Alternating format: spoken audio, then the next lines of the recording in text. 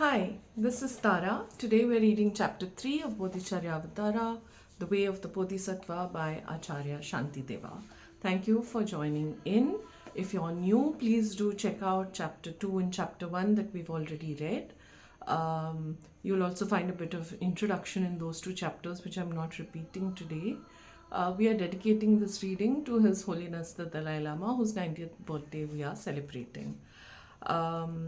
Very briefly, the Bodhicharyavatara is a contemplation of bodhicitta, paramitas, the values that we cultivate as Buddhist practitioners. Okay. It's in poetic form, it's very, very beautiful, and use it as a meditation tool more than anything else. Chapter 3. Taking hold of bodhicitta. With joy, I celebrate the virtue that relieves all beings from the sorrows of the states of loss, exulting in the happy states enjoyed by those who yet are suffering. I revel in the stores of virtue, cause of gaining the enlightened state, and celebrate the freedom won by living beings from the round of pain. And in the Buddhahood of the protectors I delight, and in the grounds of realization of the Buddha's heirs. Their enlightened attitude, an ocean of great good that seeks to place all beings in the state of bliss, and every action for the benefit of beings. Such is my delight and joy. And so I join my hands and pray. The Buddhas who reside in every quarter, kindle now the Dharma's light, for those who grope bewildered in the dark of pain. I join my hands beseeching the enlightened ones who wish to pass into nirvana. Do not leave us wandering in blindness. Stay among us for unnumbered ages. Through these actions now performed, and all the virtues I have gained, may all the pain of every living being be wholly scattered and destroyed. For all those ailing in the world, until their every sickness has been healed, may I myself become for them the doctor, nurse, the medicine itself. Raining down a flood of food and drink, may I dispel the ills of thirst and famine, and in the aeons marked by scarcity and want, may I myself appear as drink and sustenance. For sentient beings poor and destitute, may I become a treasure ever plentiful and lie before them closely in their reach, a varied source of all that they might need. My body thus and all my goods besides, and all my merits gained and to be gained, I give them all and do not count the cost to bring about the benefit of beings. Nirvana is attained by giving all. Nirvana is the object of my striving, and all must be surrendered in a single instant.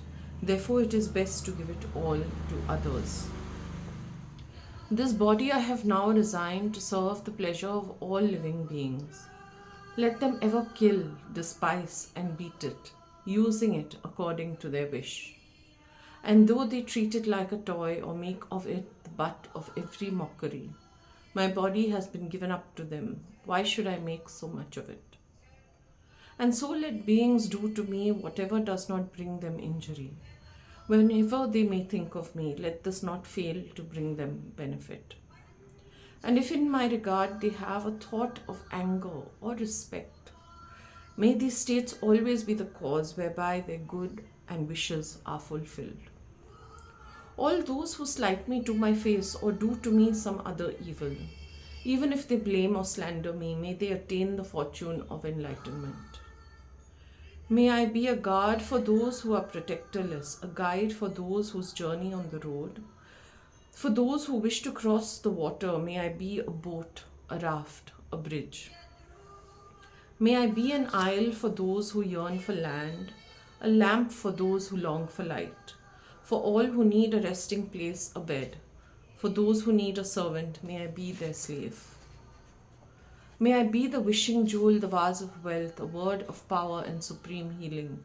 May I be the tree of miracles, for every being the abundant cow. just like the earth and space itself and all the other mighty elements, for boundless multitudes of beings may I always be the ground of life, the source of varied sustenance. Thus, for everything that lives as far as are the limits of the sky, may I be constantly their source of livelihood until they pass beyond all sorrow.